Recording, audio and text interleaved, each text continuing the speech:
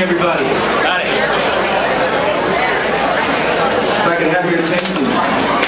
Sarah Palin just entered the room. That got all of the men's attention, didn't it? Look at you. I just broke some necks.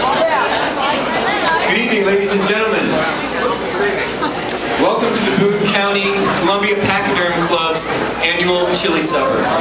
My name is Brock Olivo, and I will be your MC for this evening.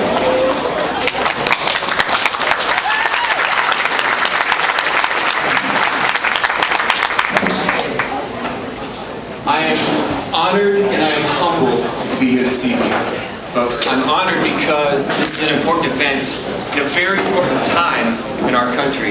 Heck, in our country's history, it's an important time. We all know that. But I'm humbled because a year ago, I was a political unknown.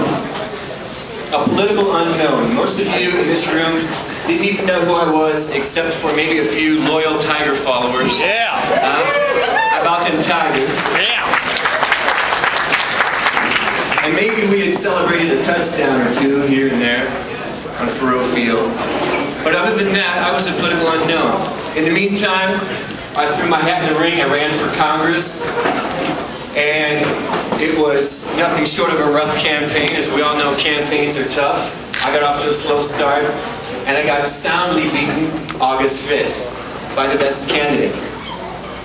But the fact that I am here tonight is what's humbling to me. The fact that Mr. Mike Zweifel and Miss Susan DePetrie reached out to me, folks, me, the political unknown, and asked me to come MC this tonight, to share this evening with you. That is a testament to the direction that the GOP is heading in. That they're going to reach out with open arms and accept somebody without a political background. That is something I think to be proud of, because we know that our loyal opponents are doing the same thing. And I don't think the question is not what are we doing here, it's why are we here and why am I here this evening. It's because Susan and Mike recognize a void in our great party. And that void is my generation. And the generation that's coming up behind me. You guys, just look around the room. Look around the room. Take a second to look around the room. I bet we would be hard-pressed to find 10% maybe? 10% of us are what, under the age of 40 maybe? And no offense to America's greatest generation. No offense to you folks. But we all know that my generation and those coming up behind me are affected by a disease, and it's called apathy. It's called apathy. There should be, you know what, this event actually, we shouldn't be able to host it here. This building should be too small. We should have to go to the Expo Center or the Hearns Center. That's how big it should be, because that's how important it is. And that's why I'm here tonight. So kudos to Mike Zweifel and Susan DePetrie for going out on a limb and inviting me. I am extremely humbled. Yes, give them a hand.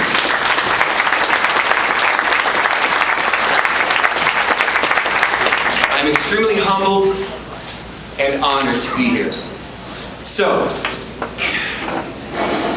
you know, I wasn't gonna make any jokes tonight, but you know what? Look at that. I guarantee you, well, I'm almost gonna guarantee you that, that the Democrats' certified organic vegetarian chili supper is not being emceed by Mr. Lyndon Bodie. I guarantee you they didn't invite him back. No offense to Mr. Lyndon Bodie, I really enjoyed getting to know him on the campaign trail, but I had to throw that in there. And as a candidate who came up short, okay, I still want to uphold one of my commitments that I made during my campaign, folks. And those of you who have worked in a campaign, you can attest. You have to have a sense of humor. You have to. You have to be able to smile. You have to be able to laugh. Because otherwise you'll run yourselves ragged and you'll pull the hair out of your head. So I'm going to tell you a story about little Billy, really quickly, okay? Little Billy was 10 years old, And all he wanted was $100. It's pretty simple. So he wrote a letter to God, asking God for $100. And he dropped it in the mail, and when the postal authorities received the letter, they forwarded it to Washington, D.C., to the White House. Because it said, God, USA on the letter. Where else are they going to send it? So the president receives the letter, and he reads it, and he's touched. And he authorizes his secretary to drop a crisp, clean $5 bill into the letter. And he sent it to Billy. And Billy received that $5, and he was ecstatic, folks.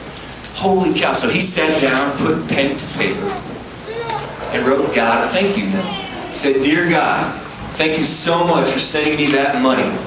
Unfortunately, I saw where it had to pass through Washington, D.C. And as usual, those crooks deducted 95% of it.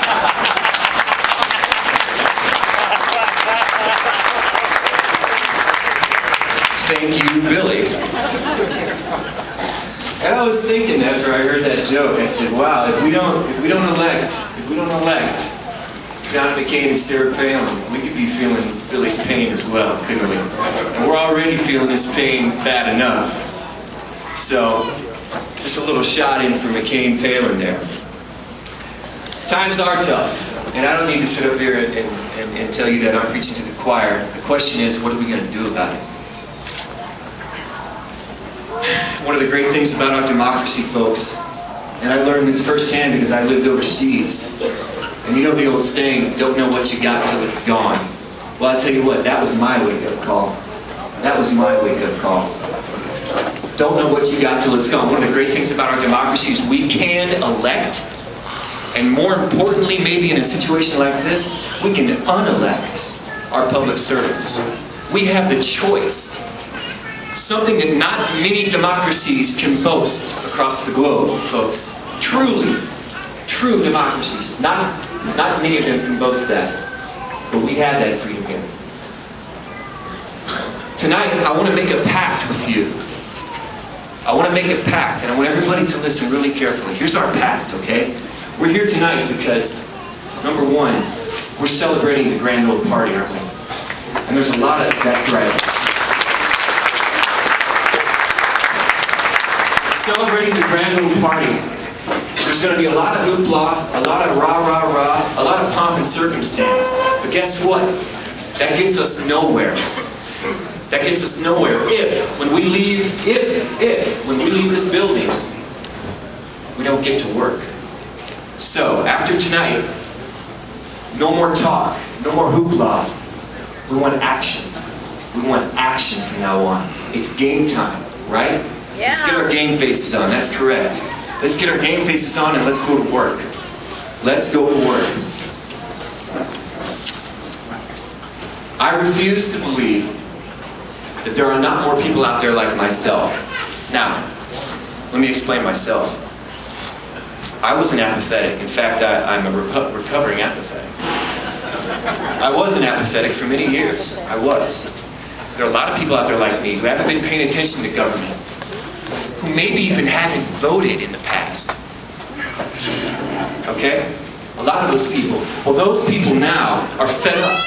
And the barriers of disenfranchisement, okay, the barriers of that disenfranchisement are being torn down all over our country, folks. They are. You can see it starting to happen on both sides of the aisle. People are coming out of the woodwork interested in this presidential election, aren't they?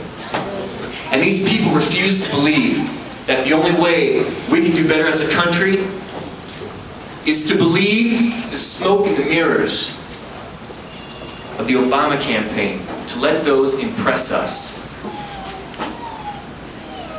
They want more than just sizzle in the pan. They want the full steak. Am I wrong?